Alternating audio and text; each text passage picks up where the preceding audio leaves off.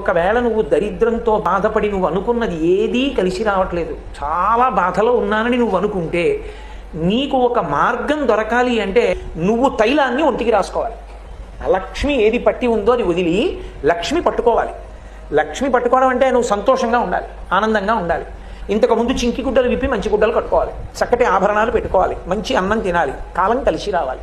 ఏ మాడుని బుద్ధిని అలక్ష్మి ఆవహించి ఉందో అది పోవడానికి మాడు మీద నూనె పెట్టించుకుని నువ్వుల నూనె ఒళ్ళంతా రాసుకోవాలి.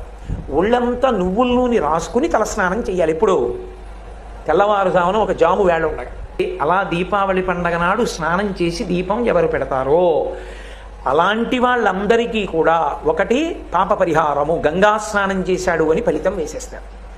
దక్షిణాయన పుణ్యకాలంలో కాశీ వెళ్లకుండా గంగా స్నానం సంకల్ప సహితంగా చెయ్యడానికి అవకాశం ఇవ్వగలిగినటువంటి తిథి ఒక్క దీపావళి.